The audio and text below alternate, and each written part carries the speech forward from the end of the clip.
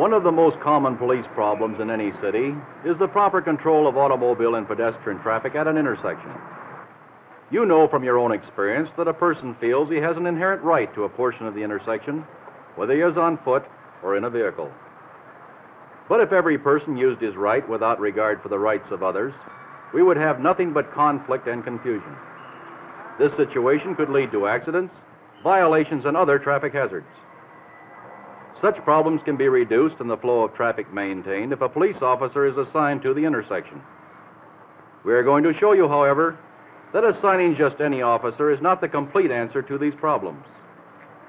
This is Officer Bradford. He has been well trained for traffic control duties and has been assigned to this corner for over a year. His methods are effective, easy to apply, and are based on standardized procedures. In addition to his training, Officer Bradford has certain tools to help him control traffic. His white cap provides immediate recognition and can be seen easily by the oncoming drivers. His white gloves make his gestures visible. His shoulder patches provide him with additional protection by making him more visible to the drivers. His whistle is used to attract attention, but he uses it courteously. He should be properly uniformed for his primary duty of directing traffic, but he must also be equipped to handle serious emergencies. Officer Bradford uses gestures which are more than a mechanical waving of arms or an echo of the traffic light. They are a means of communication between the officer in control of the intersection and the driver, who depends on these signals for his safe guidance. Most drivers pass through several officer-controlled intersections in the city every day.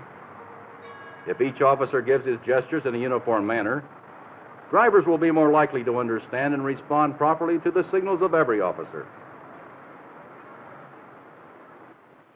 Uniformity of gestures throughout the department is essential in order to facilitate the mass movement of pedestrians and vehicles. The traffic control signals must first of all be broad and clear so they may be seen and understood. To signal vehicles through an intersection, the officer rotates his arms in the direction of the moving traffic. This circular movement starts at arm's length, arcs to above the shoulders, to in front of the officer's face, and then drops to the waist to complete the circle. By giving the gestures at a relaxed rate and by dropping his arms to his waist, the officer finds that he can more effectively direct traffic without tiring his arms. The signal to stop is also given above the shoulders, with the palms out, fingers together. This signal is not made abruptly. It is given calmly but firmly before turning to signal other lanes of traffic to pass through the intersection. Observe how the officer allows time between each signal for the motorist to see and react.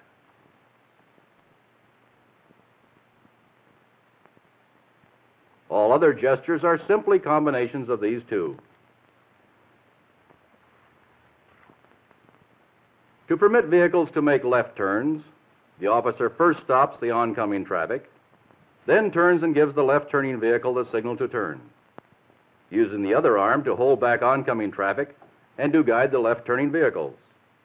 When the turn has been executed, he again resumes directing the oncoming traffic. Officer Bradford knows that if he applies the principles as outlined in this film, his work can be pleasant. But if he fails in the application of these principles, or approaches his work with a wrong mental attitude, his duties can become very hard work.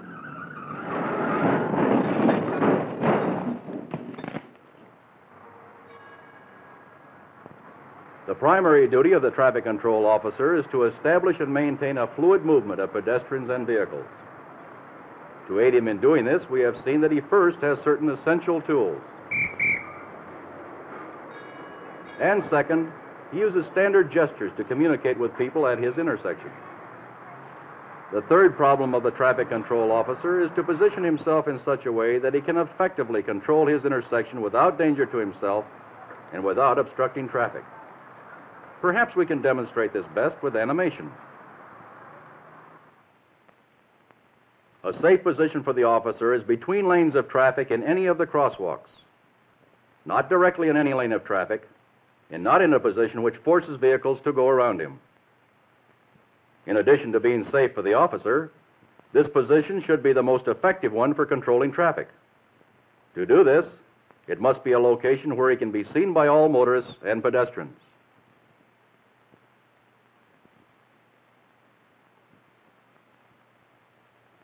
He should be able to move easily from this position to any other position in the intersection, which may periodically require his attention. As the need arises, he must assume a position which will give him access to pedestrians in permitting right turns where it may be necessary to stop the pedestrian flow before signaling the vehicles through. The control of pedestrians requires all the skill of the best of traffic control officers. Regulation of these pedestrians and of right and left turning vehicles is perhaps the most difficult task facing the traffic control officer. He may think the easiest solution is to place four-way, no left turn and no right turn signs in his intersection. This may solve the problem at his intersection, but it will only further congest traffic at the adjacent corners. Any device which unnecessarily hinders the natural flow of traffic at one intersection only adds to the overall traffic problem throughout the city.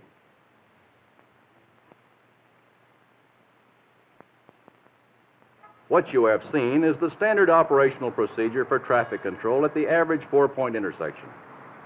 Each intersection, however, has its own individual problems. The thinking traffic officer adapts these standard procedures to each situation. The following areas create special problems of traffic control. At intersections where the scramble system is in effect. At odd-shaped intersections. At intersections using manually operated control signals, and at intersections of one-way streets.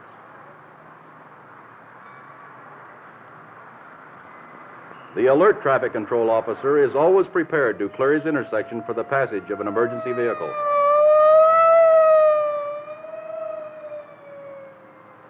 In situations where pedestrian traffic is heavy, the ideal arrangement is to have two men operating the intersection. Each officer, working from opposite sides of the street, can better control the areas of conflict between pedestrians and vehicular traffic.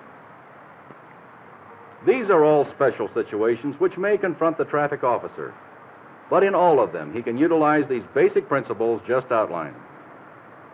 Equally as important as his knowing the proper traffic control techniques is his knowledge that he must approach his work with a proper attitude and continually be aware of the importance of his relations with the public. He is the part of the department that the public meets every day. To gain their respect, his appearance should be neat, alert, and businesslike. And this respect will help him in doing his job efficiently.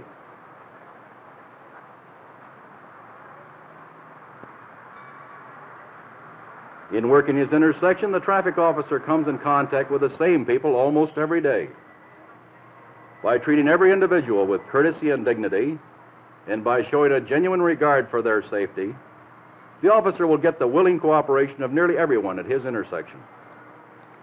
His attitude not only reflects the efficiency of the department, but also determines the ease with which he handles his own intersection. The traffic control officer's primary responsibility is to serve the public by keeping his intersection under control. And this he can do best by applying the principles outlined in this film. First, he must have certain aids to help him in directing traffic.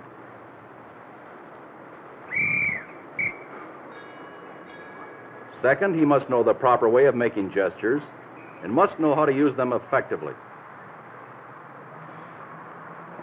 Third, he must choose his position within the intersection wisely.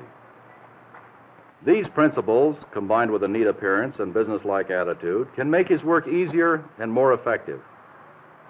By concentrating on the fact that a traffic control officer is there to prevent violations rather than punish offenders, he can obtain the respect and cooperation of the people he deals with every day. His very presence in the intersection can assist the flow of traffic by giving the motorists and pedestrians confidence that this intersection is under the efficient control of a well-trained, thinking police officer.